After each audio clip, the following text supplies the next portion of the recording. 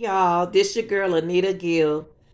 This is Young Dolph's wife. She wants to thank everyone and keep her family in their prayers. Continue to pray for me and my family. And yeah, She turned out to come. committed a crime, took somebody a life, you know what I'm saying, took a father from their family. And it's like, you have to sit there and watch your child be caught up in a situation, you know, where they could be caught up and going to jail and be caught up in the system and everything. And it's just like, right then and there, it just hit me like, man, we got such a due diligence, a fiduciary responsibility, per the words of my brother. And raising these children and our kids and kind of just preparing them, getting them to know what to look out for, what type of friends do they need to watch out for. That man should have never been in his car. You know what I'm saying? As a parent and having a child, I want my kids to understand, like, choosing friends, selecting who rides with you, like who you hanging out with, who you up there gang with, all of that. Like, you gotta be very wise. People have you caught up in shit. People really, like, even me, I understand, like, what a friend is and what friends do and how friends be there. And, you know, really, it is true. You don't have too many friends. People be having so many underlying motives and just be fucked up for real, you know? And it's like, you, as a parent, you got to try to get your kids to be, like, super wise and, like, having a sense of discernment and being able to decide, like, who is worthy of that title of being a friend, who is worthy to ride in my car, who is worthy for me to be down with. You know, and I think that boy, like, from his account, he saw that this guy, like, he turned himself in. It seems like he knew, like, he was caught up in a bad situation. He was caught with some wrong company. And I would like to believe, I can't make this, I can't say that this to be true, but I would like to believe that he could have probably known the type of company that he was keeping, knowing this boy, he's literally, this boy has 4 other cases. The boy that murdered my brother has 4 other pending cases. So with my brothers, that's 5. Like, you gotta do your, like, you gotta do your homework. You gotta be thinking, like, you know, we gotta be assessing people. When you on bullshit, you can't rock with me.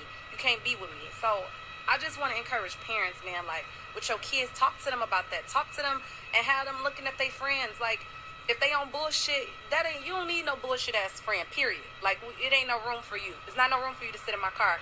And that's the type of discussions that we gotta constantly have, because without doing that, it's gonna be young black boys, our young kids gonna be caught up each and every time just because they ain't thinking, they ain't assessing the situation right. And it's our job as parents to help them to know how to do that. So that's what I'm leaving, y'all. This is a hard day for me today, but through prayer, I just believe I got my brother right here. He with me every day. You know what I'm saying? Period. And I just want y'all to, like, continue to pray for me, but really, let's do our jobs as parents. We got to. We got to do our jobs as parents, because if we don't do it, who the hell will? And these damn kids can't raise themselves. They don't know. They don't have the wisdom. They ain't been here that long. They ain't experienced enough. They don't know what heartbreak is. They don't know what heartbreak look like. They don't know the fucking lives, like, how it's just like, you know, I'd rather be dead because life is so hard. They don't really even know what hard look like. I mean, not to say that people ain't going through stuff, because I know it's some children that's out here that's going through some stuff, and they probably do feel like that, but it's like, man, just keep pushing through. Like, life will get better. You can make it get better. You can be committed to it being better. And death is not, like, you don't come back from that. Like, it ain't no honor. It ain't no, that shit is not cool. Like, it's not cool just to be taking lives. Like, yeah, like, I go to jail. Like, that shit is not cool. Life matters. People lives matter. When people get taken from people, that shit hurts. And it hurts bad. And it's just one of them type of things where we gotta do better. We gotta do right by these kids. And just teach them that, like, death ain't the way. It's so many other types of ways, so many different types of solutions. So I had to get on here and share that with y'all. And I did 201 Popular.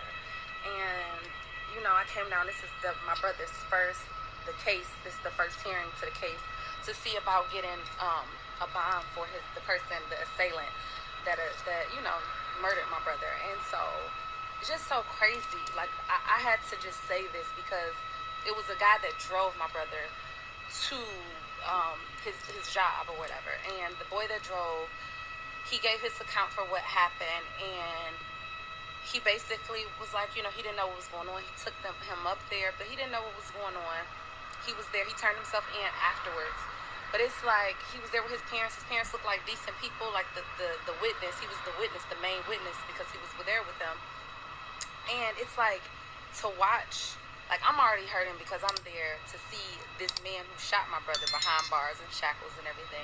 Like, that's hurting to just see and watch and look at the individual. But then you see a family, they're there in support of their son, right? Who unknowingly has somebody riding in a car with them that stay safe.